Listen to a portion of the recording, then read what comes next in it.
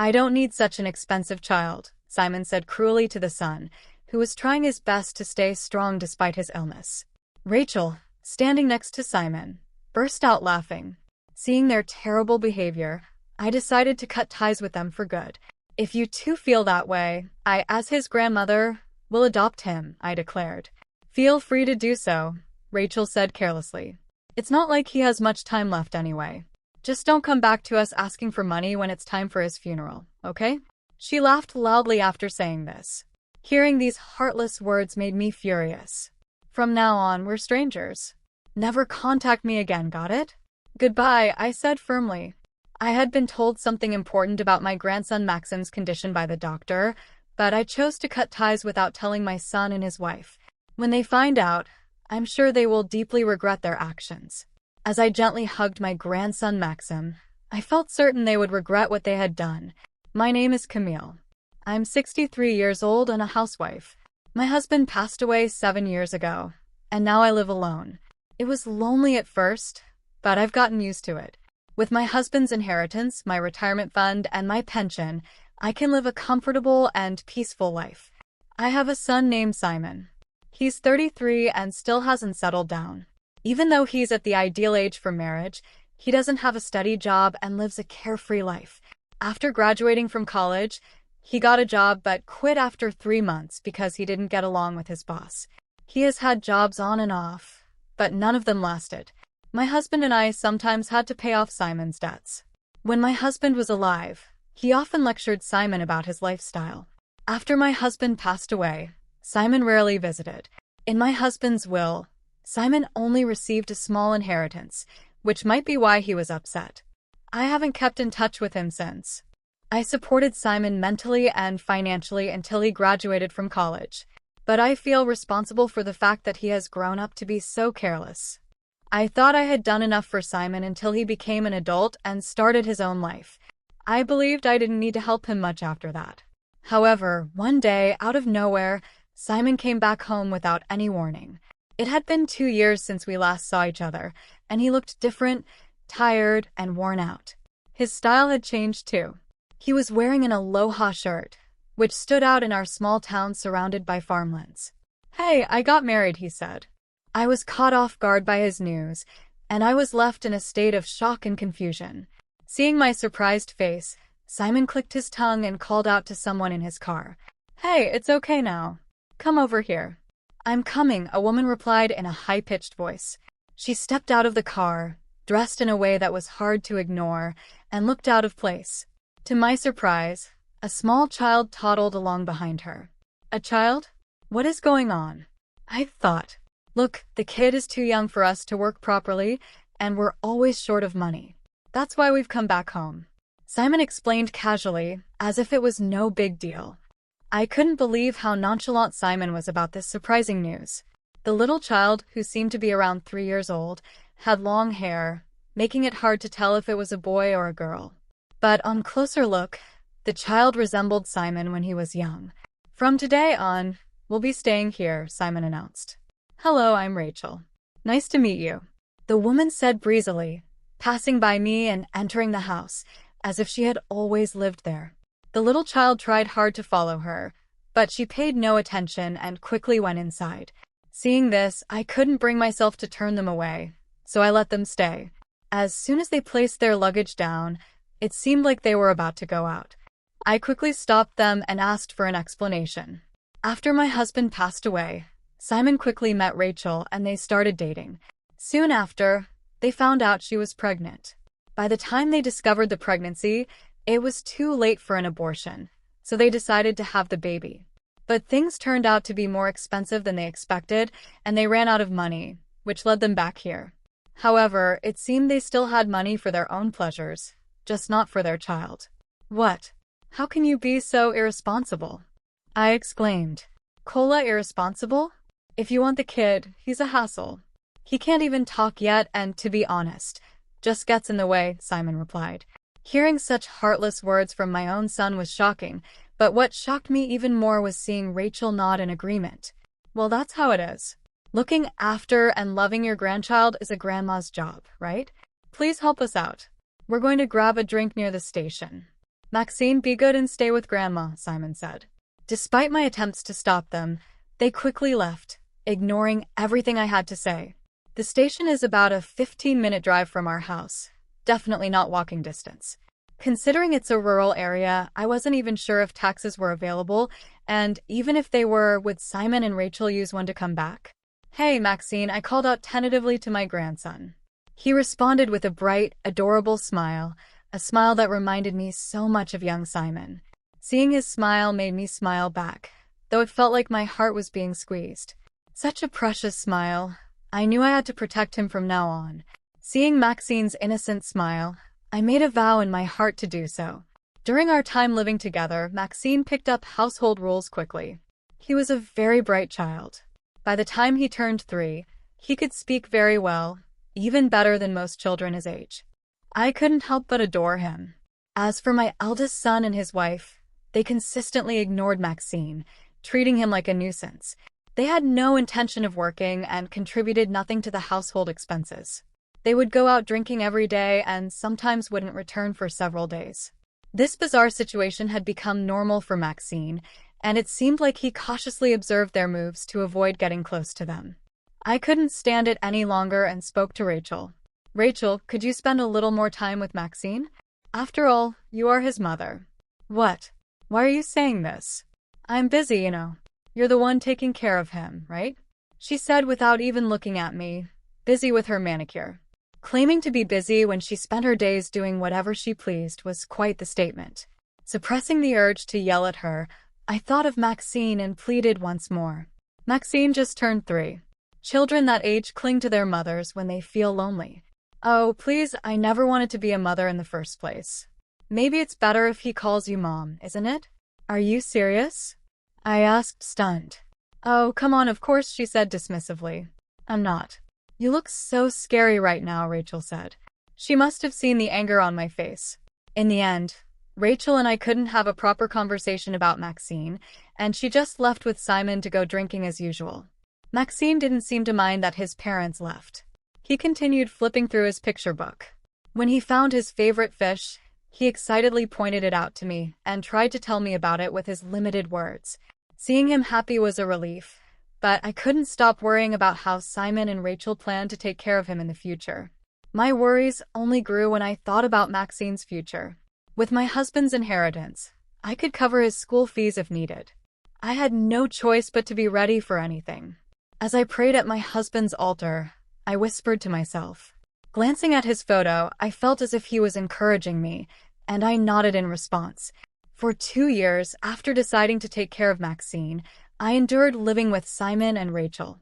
I watched their reckless behavior. They went out every day, often taking money from my wallet without asking.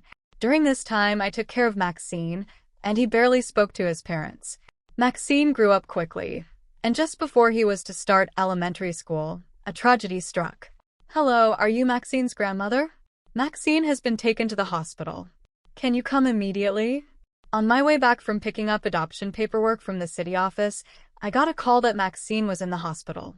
It took 2 years of living together, multiple trips to the city office, and finally, the chance to adopt Maxine was within reach. I thought I could finally separate him from Simon and Rachel, but something terrible had happened. Holding back my emotions, I rushed to the hospital where Maxine had been taken. When I arrived and asked for details, the doctor said Maxine would need to be admitted. Confused, I asked, "Doctor, what's wrong with Maxine? What's the problem?" "I'll explain everything once his parents arrive," the doctor replied, waiting for Simon and Rachel. The nurse approached with a worried look, which made me uneasy. She nodded at me and whispered something to the doctor. "What?" "The parents don't want to know about their own child's condition." The doctor's loud voice echoed through the hospital, shocked by Simon and Rachel's indifference. I sighed, realizing it was just as I expected. Swallowing my pride, I knew I had to step up for Maxine. I explained our family situation to the doctor. At first, she seemed doubtful, but after seeing the detailed records I kept and realizing that Maxine's biological parents weren't coming, she believed me and explained Maxine's condition. "Ma'am, about Maxine's condition, please stay calm. The test results show cancer in his kidneys." "What? Cancer? This can't be." I said in shock, falling from the chair I was sitting on. The pain from the fall was nothing compared to the shock of hearing that my 5-year-old grandson had cancer. The nurse helped me get up, and the doctor continued speaking. Fortunately, there's no sign that the cancer has spread.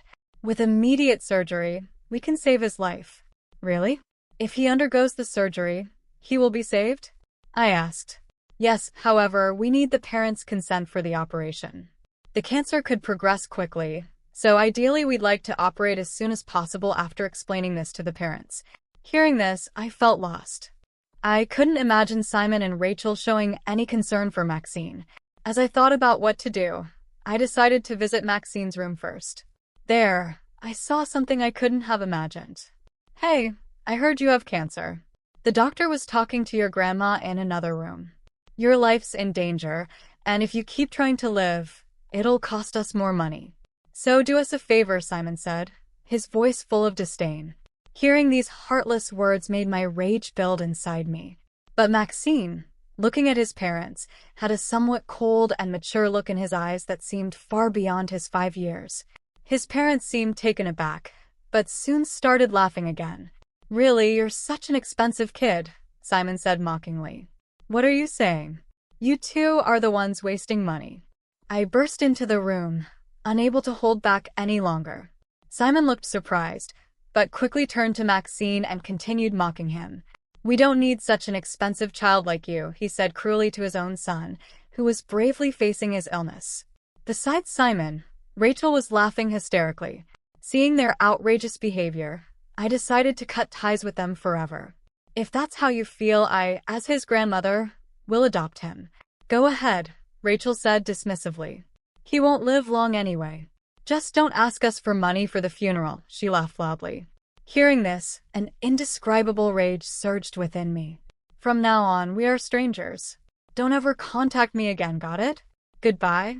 The doctor told me about my grandson Maxine's health condition, but I didn't share it with my eldest son and his wife.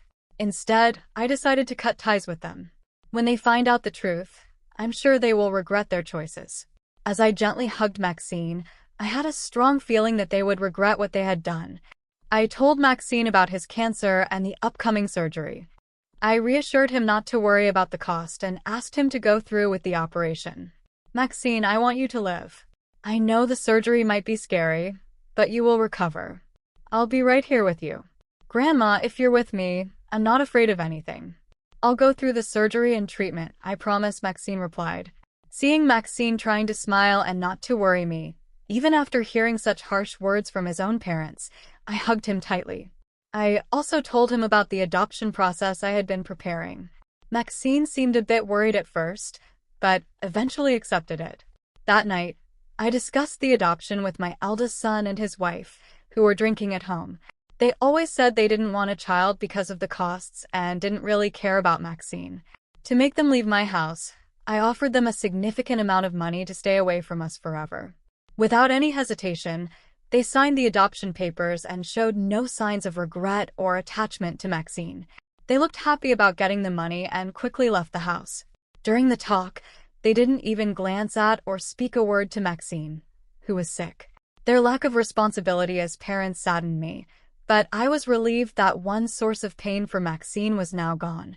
Soon after, Maxine had the surgery, which thankfully was successful. Being young, he recovered quickly and was soon ready to be discharged. Doctor, thank you so much, I said. Congratulations on your discharge, the doctor replied. I'm glad. If you ever feel something's wrong, come see me right away. Yes, understood, Maxine responded. During his stay at the hospital, Maxine grew close to the doctor and hugged him in gratitude. Once back home, Maxine lay down on his bed and said, Grandma, thank you so much for letting me have the surgery. Oh, don't mention it. I'm your parent now, and it's what parents should do. You must be tired today. Get some good rest. Okay, I'll take a short nap, Maxine said, quickly falling into a deep sleep and snoring lightly. Not long after, I received a call from the hospital. Oh no, did I leave something at the hospital?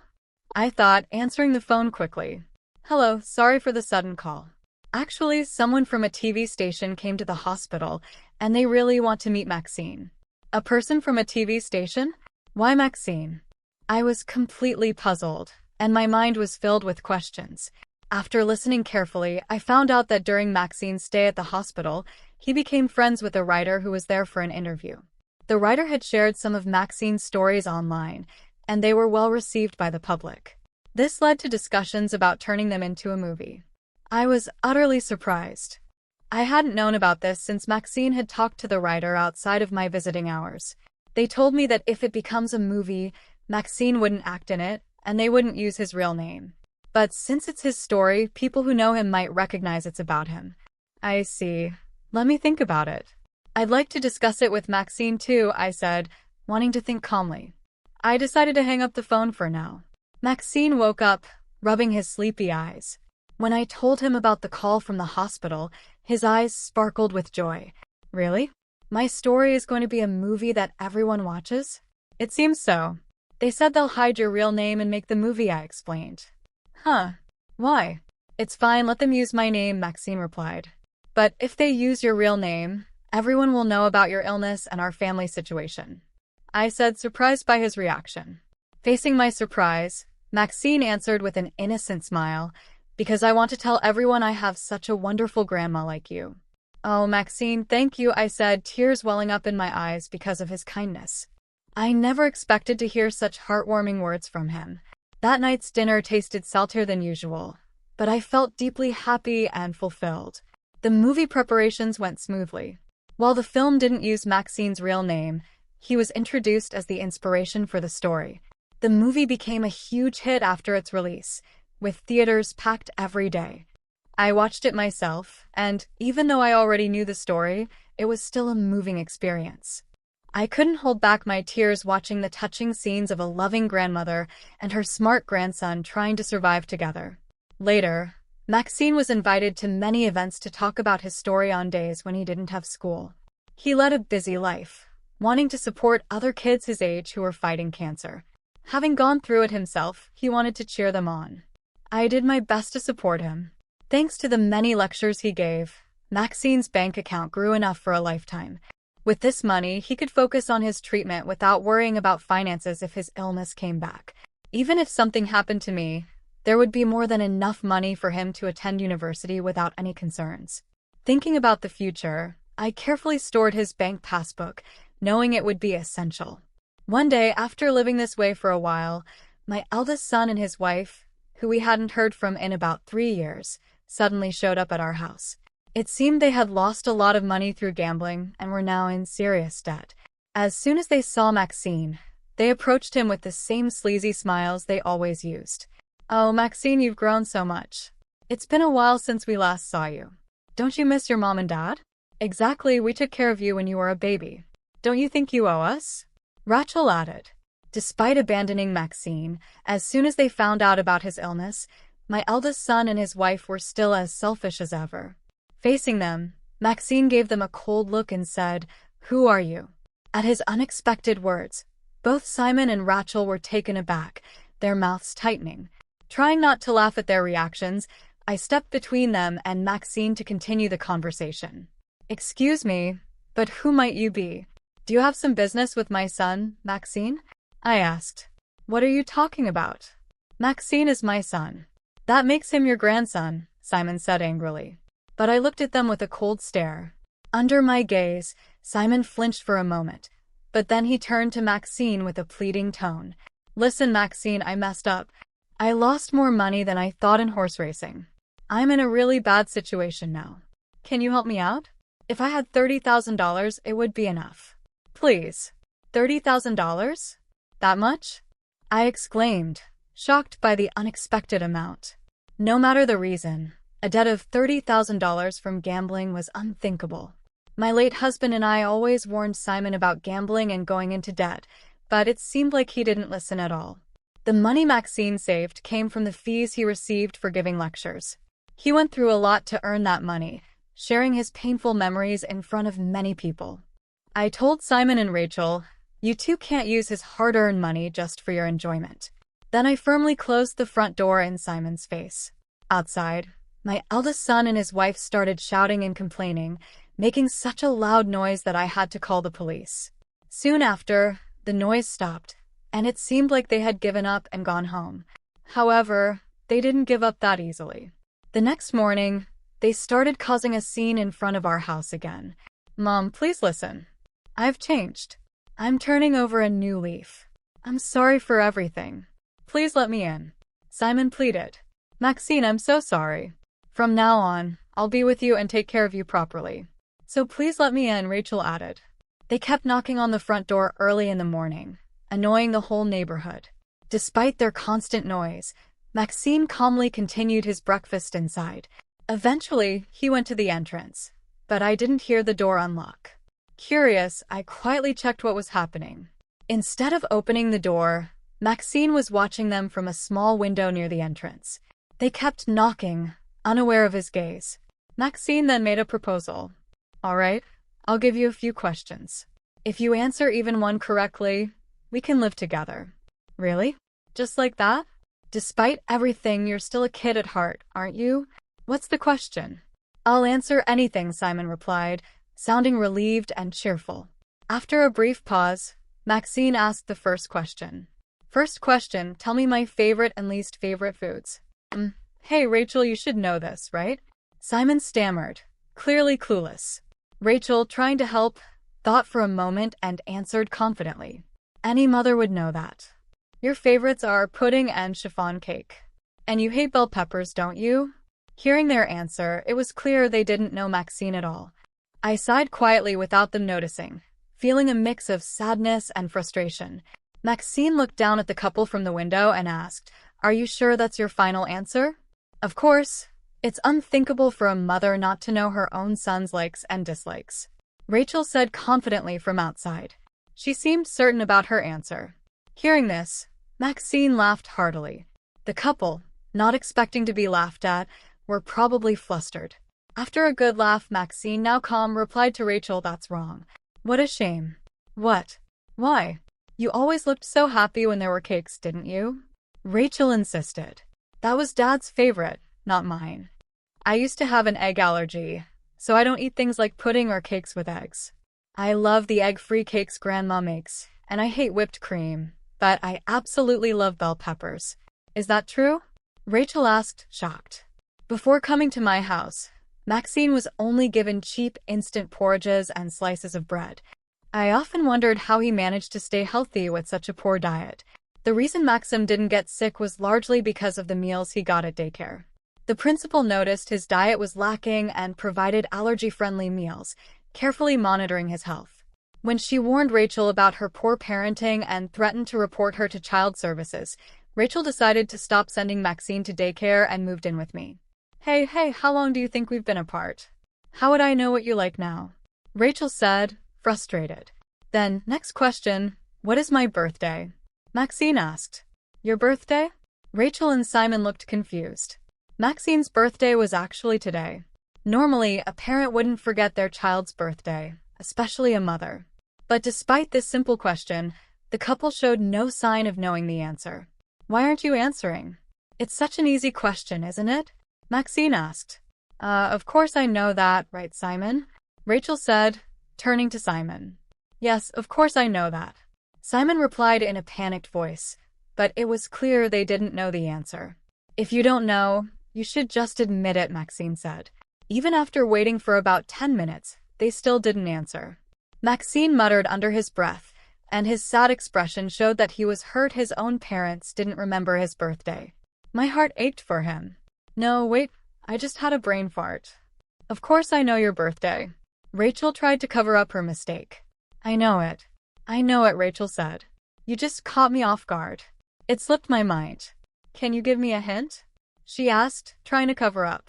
In response to their silly excuses, Maxine laughed out loud, but I could see tears forming in his eyes. Feeling bad for Maxine, I quietly moved closer and held his hand. He was surprised to see me, but he nodded, wiped away his tears, and looked straight at his parents. Hey, real parents remember their child's birthday without needing hints. "I've never been celebrated by you two, so I expected this," Maxine said. "What? After all I did to give birth to you, and this is how you repay me. You should be grateful."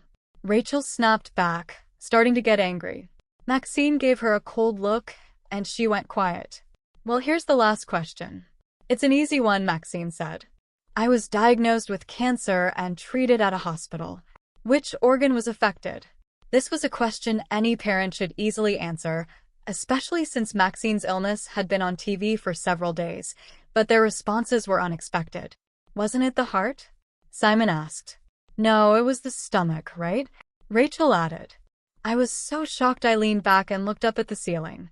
Despite Maxine's story being a hot topic, my son and his wife showed they had no interest in him at all. Hearing this, Maxine must have thought, I never expected it to be this bad. I felt sorry for him, but to my surprise, he started laughing. Thanks, I get it now. It's worse than I thought, Maxine said. What? Did we miss something? Rachel asked, puzzled by Maxine's reaction. Maxine smiled, but his eyes were not smiling.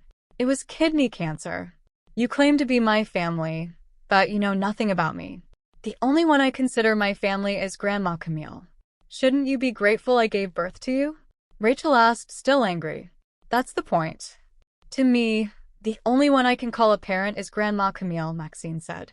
Oh, looks like my ride is here. Please don't bother coming here again. Maxine left them with those words and closed the window with a bang. Outside, my son and his wife were shouting in anger.